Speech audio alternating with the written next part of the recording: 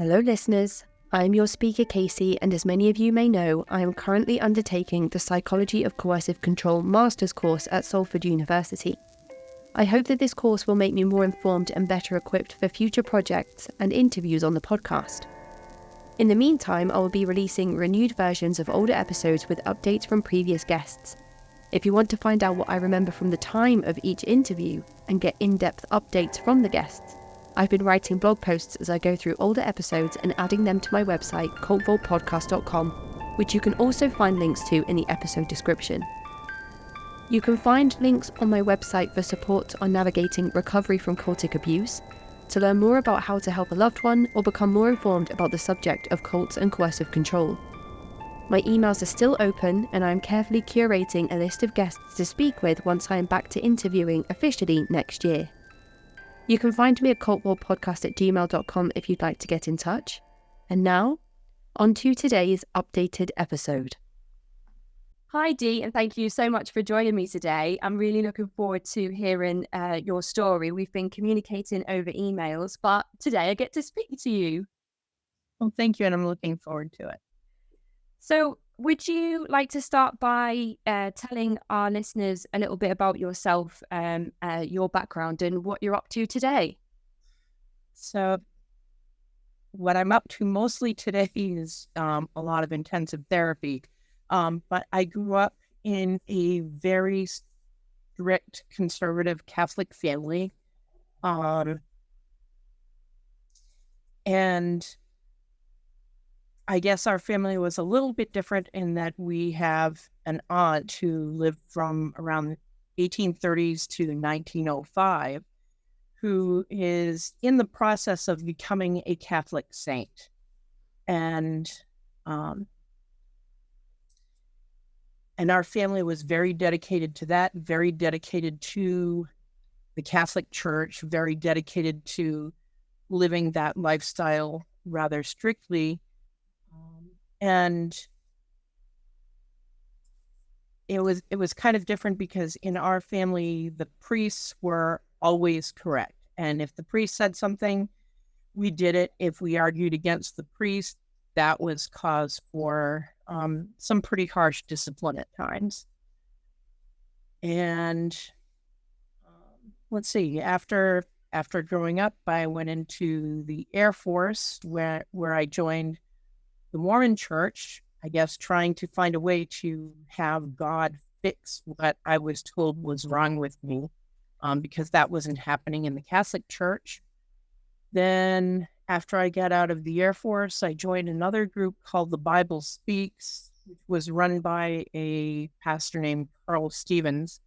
I remember one of his sermons very vividly where he was saying, if you're raped and you survive, you have sinned because you did not resist unto death. Then I got, in between there, I got involved in the Catholic Charismatic movement, which is kind of a brand of Catholic Pentecostalism. And then my last attempt at Christianity was an evangelical church near where I lived that was also pretty severe, and they tried to fix me by doing an exorcism. Oh my goodness. Yeah. So, yeah, it's been an adventure. I left that. Eventually, I became a pagan. I had a radio show that I did for about 10 years on that topic. I don't know if you've ever heard of a guy local to you. His name is Dave the Bard. Dave Smith. He's a good musician in the UK. Yes, I have, yes. And let's see, how about Gary Andrews? I know they did a show about him on BBC. I haven't known that, not that name, but the first one, yeah, definitely. Now, well, check out Gary Andrews. You might like him. His wife died a couple of years ago, and he's been doing kind of a sketch a day. He's got a book coming out. I can't remember the name of it right now. I've got it coming. But he's a great guy. He's raising his two kids now. They did a kind of a series of films about life during COVID. As a pagan, I had a chance to meet and interact with a lot of really, really awesome people.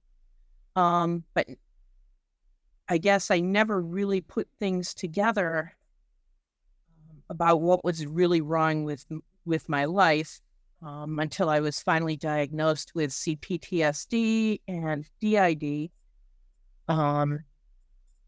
So that kind of opened the door to doing a bit of exploring. And then I was having some conversations with a friend of mine, kind of in the midst of this meltdown. And she had grown up her whole family was involved in a cult on the East Coast of the US.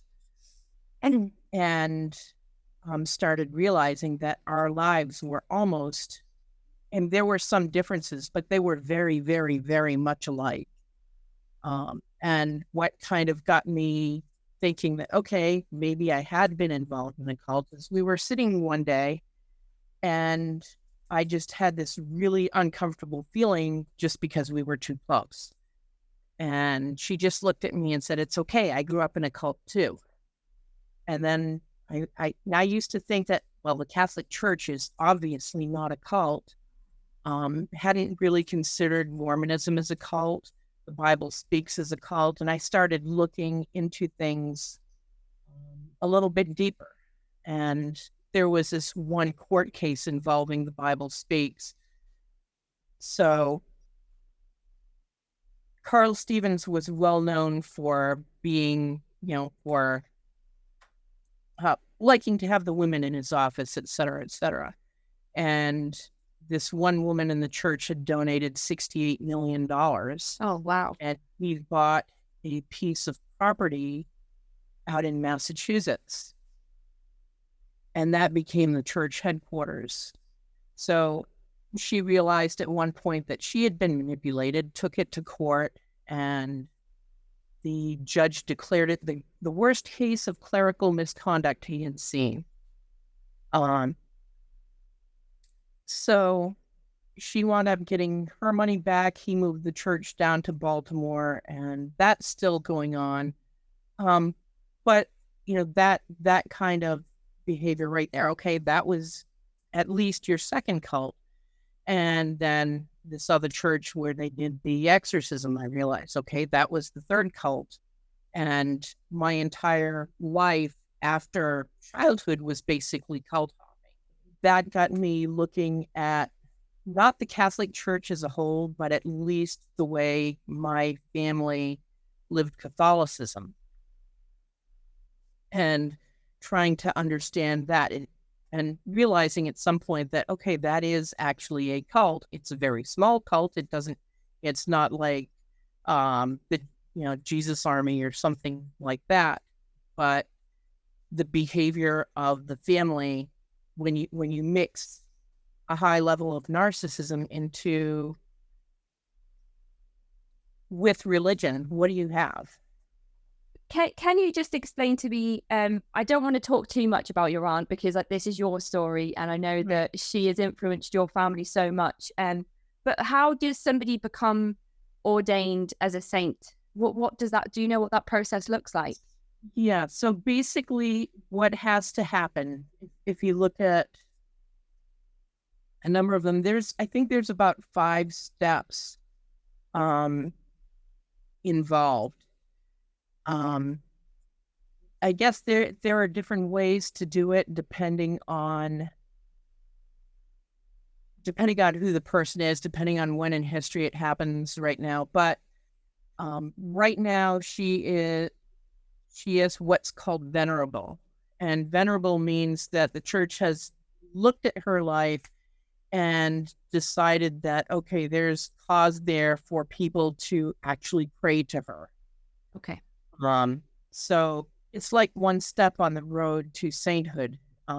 Then I think what the family was looking for was to have at least a certain number of miracles that would cause the church to say, okay, this actually happened. And yep, she's officially a saint, because obviously if these good things are happening, then she has some contact with Jesus or whatever, to influence these outcomes.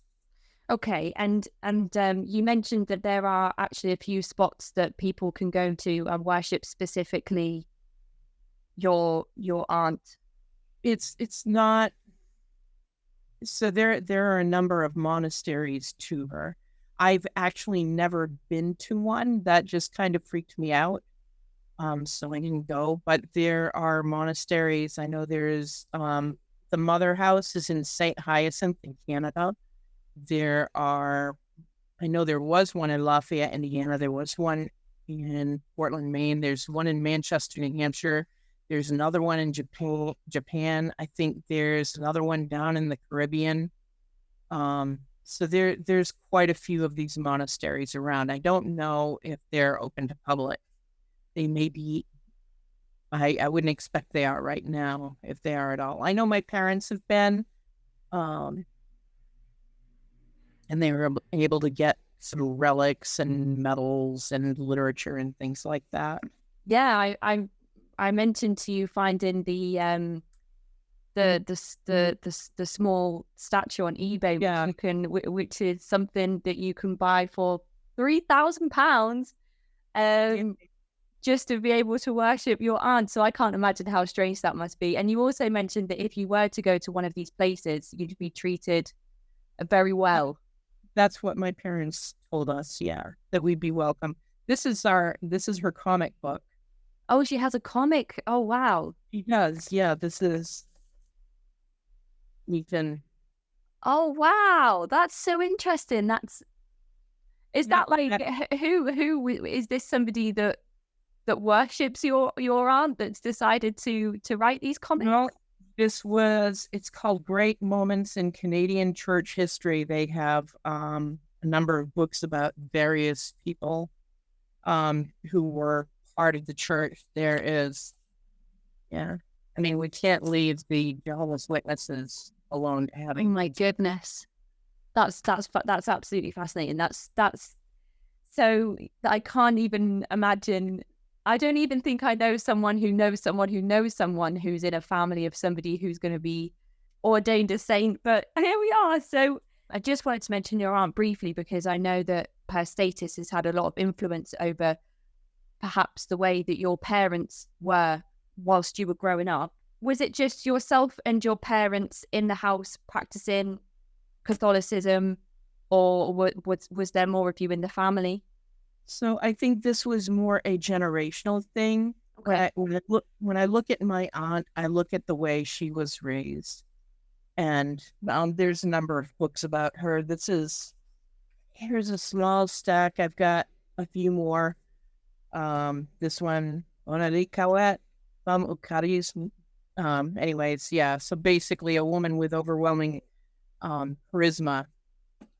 This book is available in French and English, if you can find it. But when I read her story, her family was very much like the family that I grew up in. So it was kind of a generational devotion to the Catholic Church.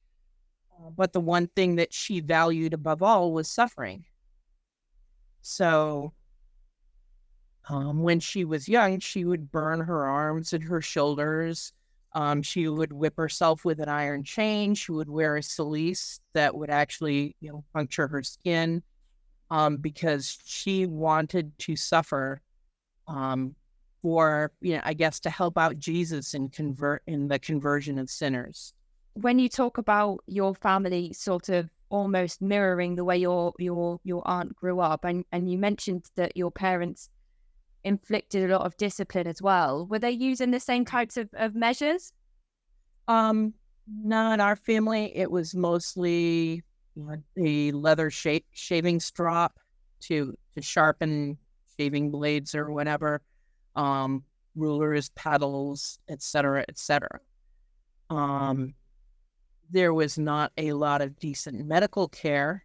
I didn't find out until a couple of years ago that I had asthma, and then I realized these symptoms that I had all my life were just, they were asthma. And how do I explain it? basically, if you didn't have a fever, you weren't sick. If you were going to the doctors, you were inconveniencing the family. So it would be if you're complaining about something for a long time, what we'd hear was, well, if the doctor doesn't find something wrong with you, there's going to be hell to pay. The same thing goes on today. It's, if that's a really hard habit to break. All of us, every one of the kids in the family kind of developed this way to, a very high pain tolerance.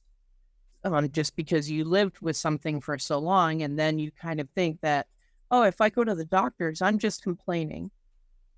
It was never this kind of thing where, oh, nothing was wrong. That's a good thing. No, it was something wasn't wrong. So you were wasting our time.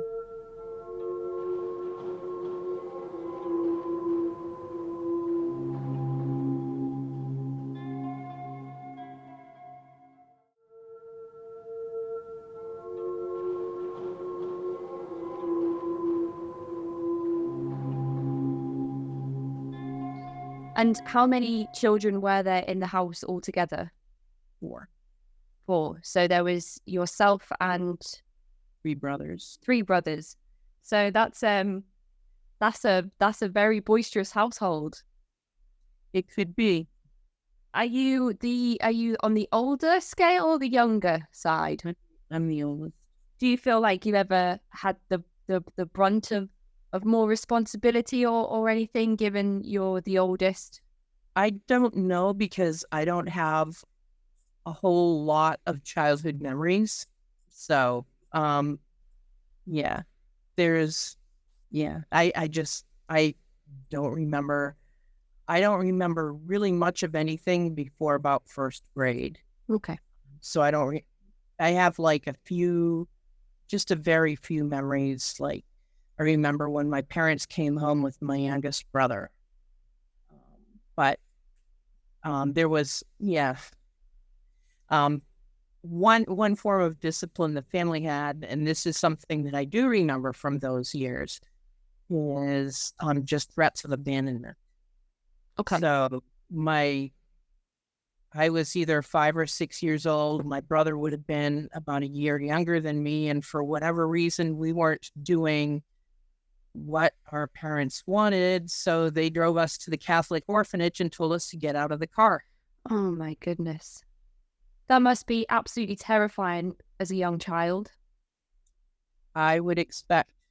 Was this something that happened a lot? The threats? Oh yeah, that continued for quite a while. So that might happen. My parents might, one parent would leave the house and we'd be told, okay, well, your mom's not coming back because you're terrible kids. Oh, that's awful emotional manipulation. That's terrible. So there's 4 of you. There's 4 children in the house, and you're with your 2 parents. What does an average day or week in your church look like? So it really depends whether it's school season or not. But while school's in session, get up, get dressed, go to Catholic school, and you have to say your prayers and breakfast and that sort of thing, naturally. And then it also depends on the time of year. So during Easter season or Holy Week, there's a whole lot going on in the church during those times. We were also all altar servers. So, depending on the day, we may have to, take part in those services or whatever. There were fairly often First Friday observances where this was, I guess, one of the prophecies of Mary or something. What was it? Our Lady of Lourdes. I don't remember which, but it was one of Mary's promises that if you attend attend services on the first Friday of each month. I think it was for 9 consecutive months. Then you kind of automatically get a pass to go to heaven, unless you've been like really, really bad and then break that or some stupid thing. I don't know. But there's a lot of really strange things that most Catholics don't ever know about their own church. Okay. Do you have any examples? So the first Friday was one. There are a number of, I think most people would be surprised to know that the Catholic Church actually still does have indulgences, which was one of the things that Martin Luther, well, what he really didn't like was the sale of indulgences. So the Catholic Church doesn't sell them. But basically what an indulgence is if you do something special, the Catholic Church is going to say that you get certain time off in the period of purgatory. So basically you've done some atonement in your life through this practice. So it's kind of time off for good behavior, because they believe that after you die, you still have not been sanctified enough to get all the way into heaven. So there is this purging period where your sinfulness is kind of purged away. And that takes a certain amount of temporal time. And by doing special things, you can gain indulgences, which take that time away from the purification process before you go to heaven. Wow, this is fascinating. I had no idea about any of these things. I think a lot of Catholics don't, but it's all part of the Catholic tradition. And when you grow up in a very strict Catholic family, this stuff gets more important. I found a papal indulgence that was granted to my grandfather, so I had that framed quite a few years ago, and that's in my parents' house right now. Do you still speak to your parents, or are you not in contact? Occasionally I do, but I guess as I've been learning more, I've become a little bit more distant. And they really kind of stopped treating me the same after I left the church. It's been kind of hard, when there was one time I found out my mom was in intensive care in the hospital on Facebook. Oh my goodness. From another member of your church, or another family member? Another family member. Right. So they just didn't think to contact you to tell you. Okay. No phone calls or anything like that. So years ago, when I was still kind of a faithful member of the church, if something was wrong, I would get a phone call. Hey, can you help out?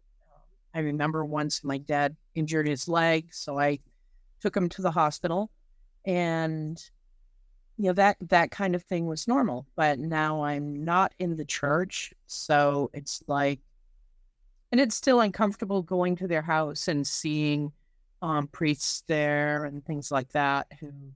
That was standard fare growing up as well. Was they really felt a need to be close to the clergy. That's one reason we were altar servers. I actually had to pretty much beg my parents to stop being an altar server and join the music ministry. I kind of got the impression they wanted their kids to be out in the front of the church where everybody could see them, as opposed to being off to the side doing the music. So it's the priests that lead or led, your congregation. Yes. Do they have rules that are specific to their church, or do they follow Catholicism sort of as an overall? So that's kind of interesting too, because the priests have some liberty in the way the church practices Catholicism. So they could decide, okay, we're not going to have a music ministry, period. And you wouldn't. They can decide, what, say, the parish council or something like that might look like. They can decide when to have or not to have services. So they're given quite a bit of leeway. So it's fairly frequent in the Catholic Church where you'll be growing up with one priest leading the church, then another one comes in, and pretty much everything changes. There's still the same basic elements of the Mass. You can still find a missal that will say these are the steps, but the whole tenor of the church can change depending on a priest's personality. And how much influence did the priests have on your lives outside of the church? In our family, that was very, very significant. So when I was in school, the priest could come and grab me and say, hey, you need to help me out at the church. And that was okay. According to my parents or whatever, they could have prevented that if they wanted to. In our particular family, one of the priests who my parents were very, very close to decided, hey, you guys need to redo your kitchen. I'll go pick out some cabinets or whatever. We're going to get rid of these 2 walls. We're going to put a chimney for a wood-burning stove here, etc. So he decided where we were spending our weekends. It would very often be up at his camp on a lake. And yeah, so if he wanted something, my parents were so dedicated to the church that he could run the entire family. That's a really interesting point for me, because you pointed out that your parents wanted to live very modestly and they didn't like money. But that's a lot of renovations, taking down walls in a house. That's not a cheap job. Oh, it is when you do it yourself. Don't hire an electrician or anything like that. It's just, yeah. Okay, and what other examples can you think of off the top of your head where your parents were very strict with the money that they spent? So one example, I guess, and this took me a while to figure out because I was wondering why my parents didn't have more than they did. So I had another aunt who owned an apartment building, and she was just going to give it to my parents with the only stipulation that being that she would live there until she died. And my parents said no. And I don't know if it was just fear of money, or I know that my mother was going to be a nun at one point, and my dad just kind of pursued her, and she eventually gave in and didn't become a nun, but she had entered the novitiate, which is kind of like this study period before you take final vows. Okay. And the vows that you take as a nun, at least in the order she was looking at, are for you take a vow of poverty, a vow of obedience, a vow of chastity, et cetera, et cetera. And I think that's been very much a theme in the family, is to kind of live simply and not have a whole lot more than you need. Okay. In terms of the discipline that your parents used in your household, was there any type of strict discipline or rules within the church that you were supposed to follow? So in Catholicism, you have, some basic rules. You have to, I think we did confession at least monthly. You have the rules regarding, you can't consume food for a certain amount of time before you receive communion. You have to receive communion. You have to go to Mass. If you don't go to Mass, that's a sin. You absolutely have to go to Mass on holy days of obligation, which would be things like All Saints' Day, Christmas, et cetera, Easter. And that it's kind of a major sin if you avoid going to Mass. You can't receive communion if you have some unconfessed sins. So what would be the approach of church members if you were to commit any of these sins? So there, depending on the parish, when I was growing up, there would be a lot of judgment. You could hear someone saying, "What is that woman doing going to communion when she, is divorced?" or things like that. So there would be a lot of judgment against people.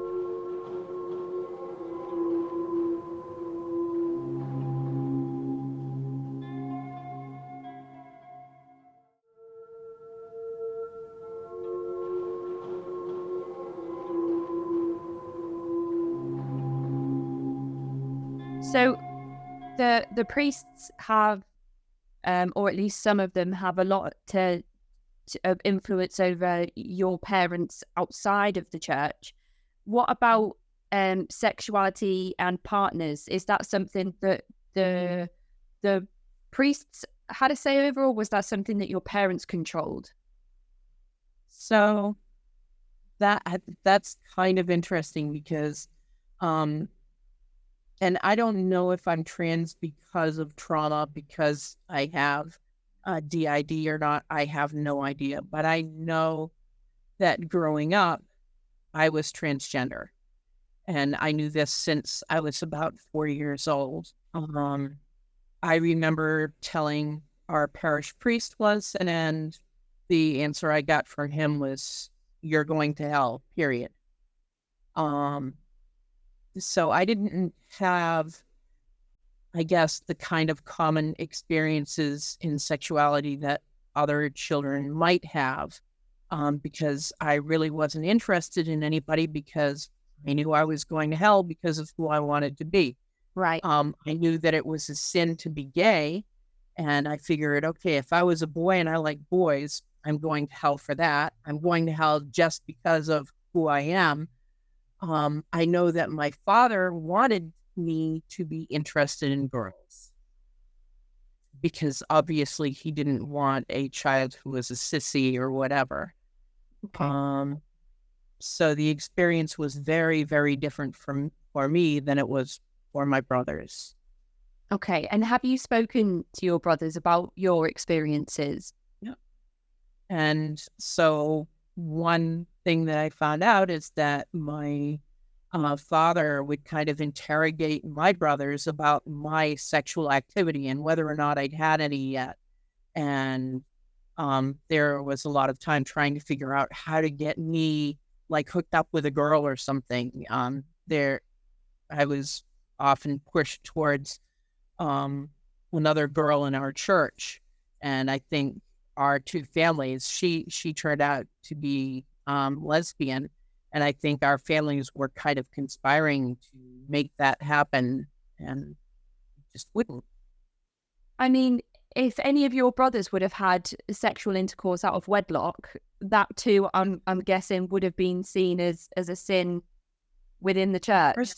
More so by it was definitely a sin in the church. My mother would be very, very, very disappointed. I eventually married thinking that, okay, maybe this will fix me. And that whole relationship is kind of unique also because my former partner is a prison guard. Okay. So much more masculine than I ever was. But we got an apartment together before we got married, and my mother was hugely disappointed. So that kind of thing bothered her.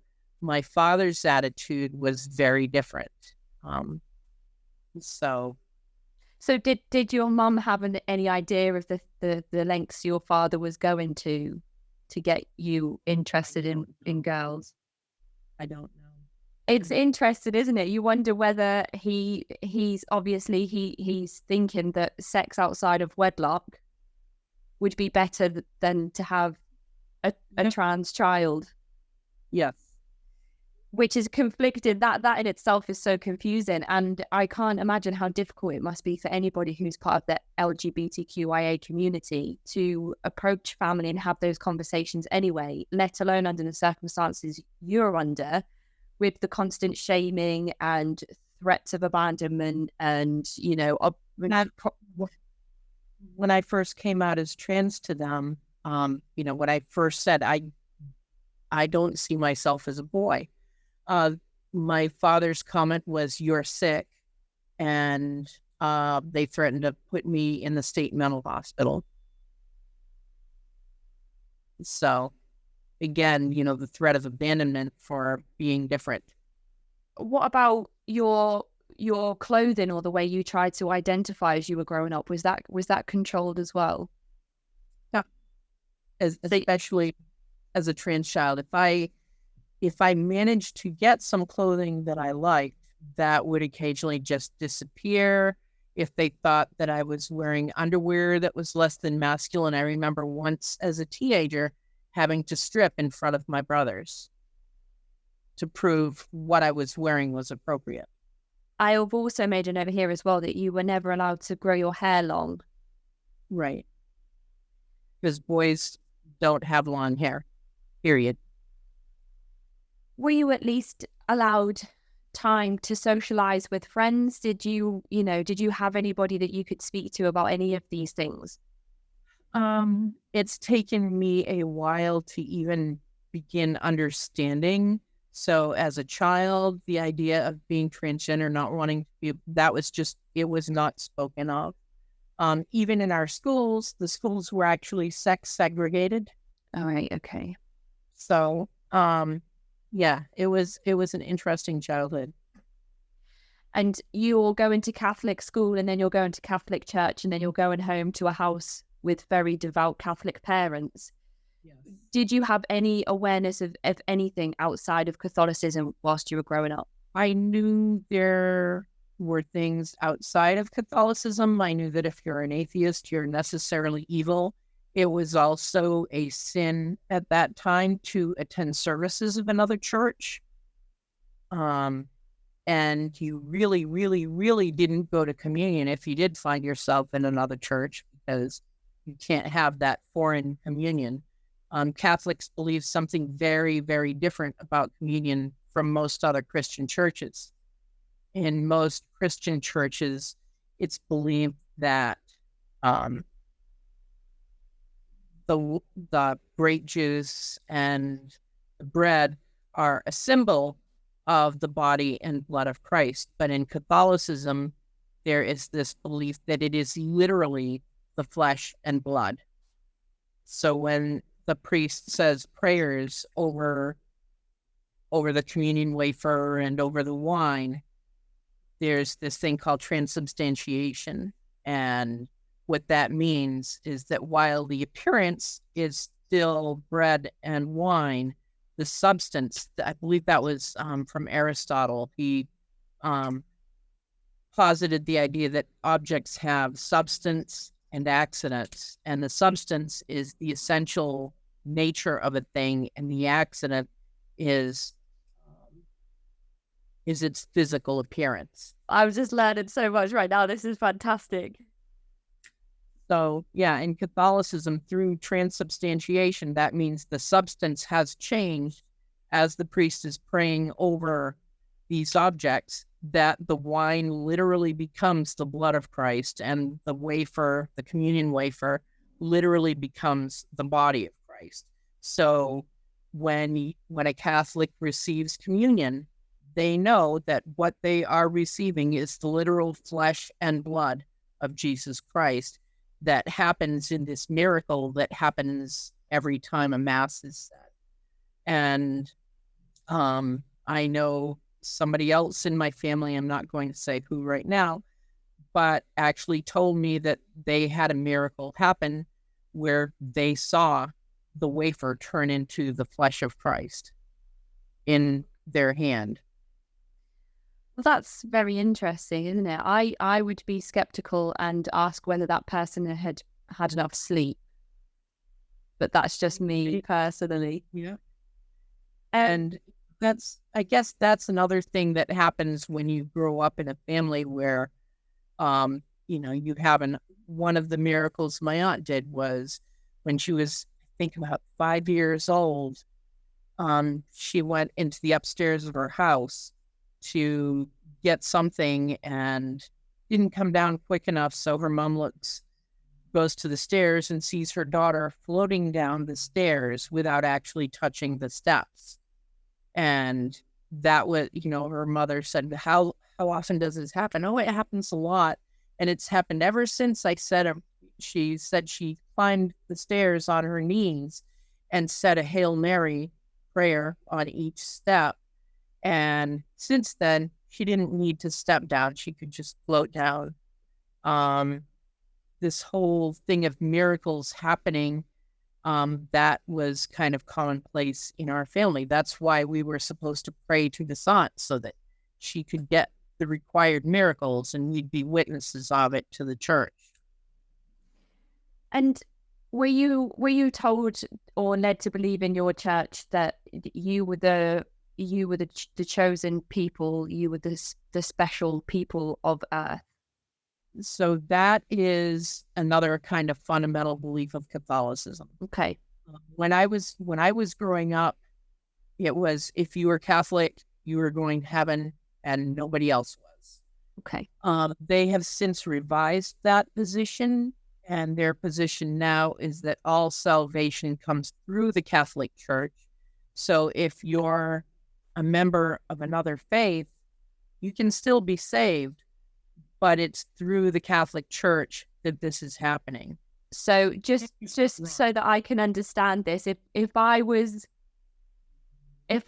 say, for example, if I was Wiccan and I was saved, that would be because the Catholic Church had saved me.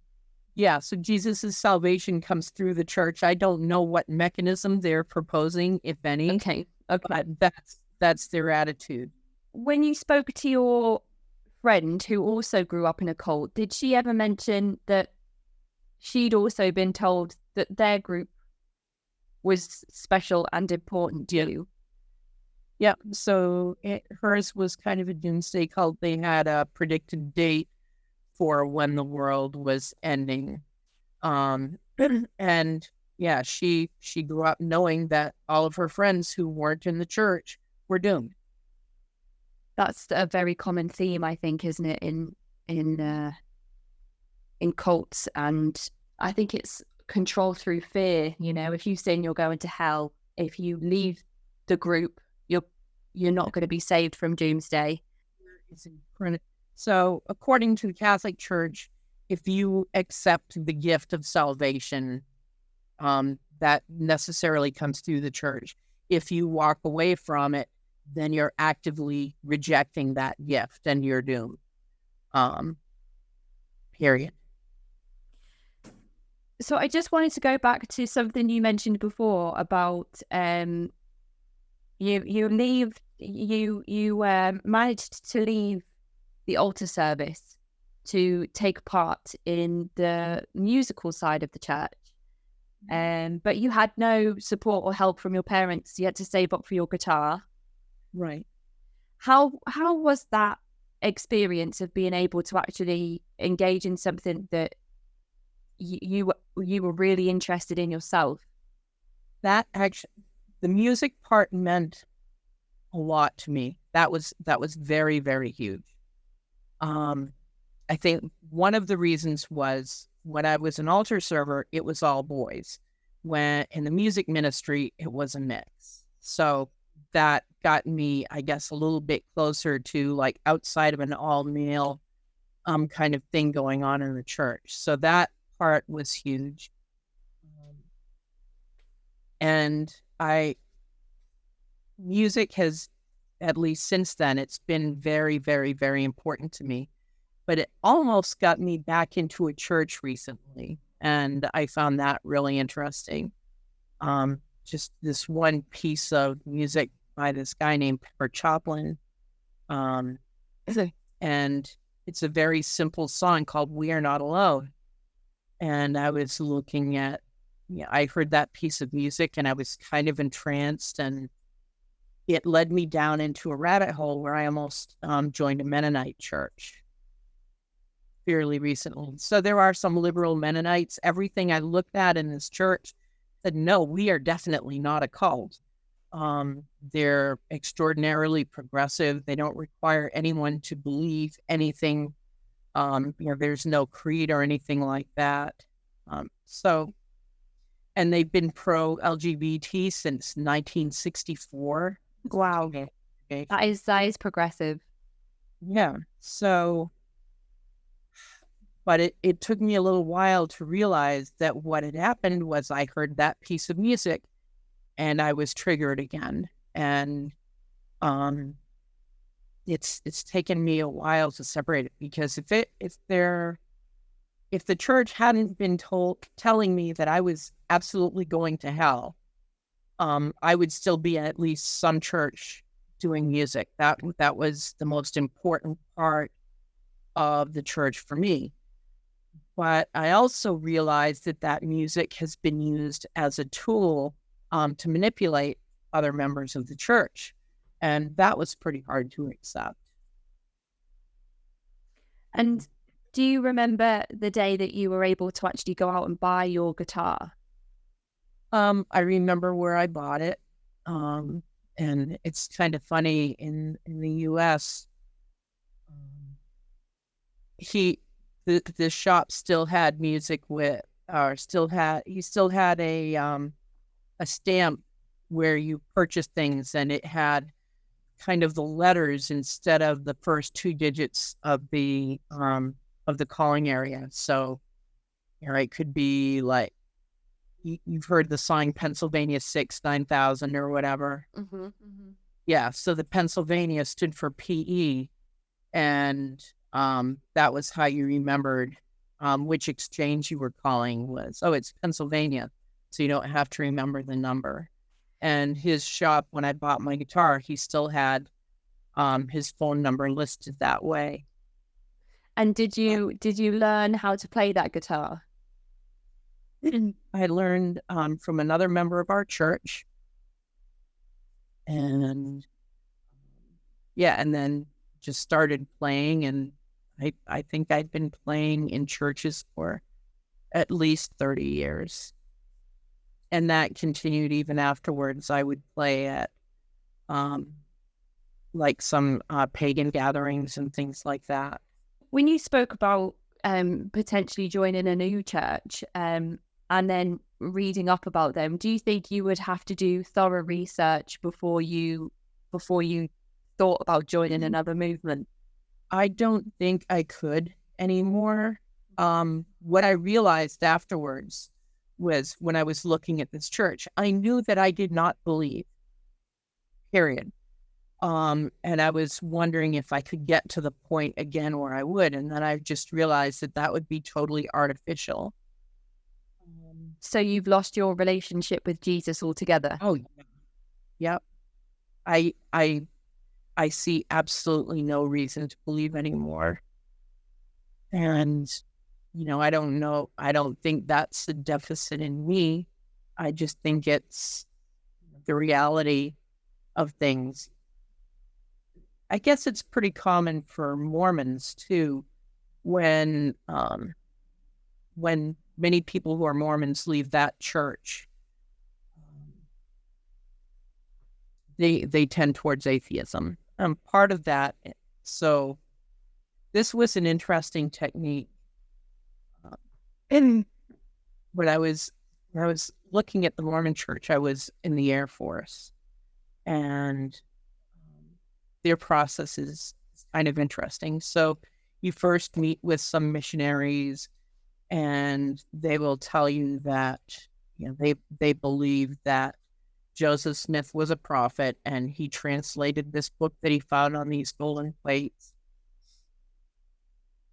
And they'll get you to read the Book of Mormon, and with the expectation that if you read this book, you will feel something.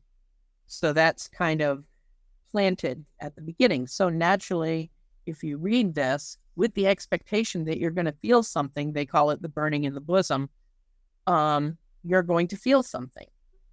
And that is supposed to be the Holy Spirit testifying to you that the things that you're reading are true. So that's step one. The next step is, okay, well, you believe this. Are you ready for baptism now? So when you go for baptism, one of the things that you learn is that this baptism basically wipes away any other baptism you might have had. Another lesson that they're going to teach you is that there's only two possible churches that are ordained by God on earth. The first one would be the Catholic Church, because they've been around since the time of Christ, and the Catholic Church was founded at Pentecost. The only other possibility would be that God had restored his church on earth, and that's the Mormon Church. So either one of those two is true or nothing is true. So when you have that mindset and you leave the Mormon Church, it's really hard to leave with a faith that there is some other true church.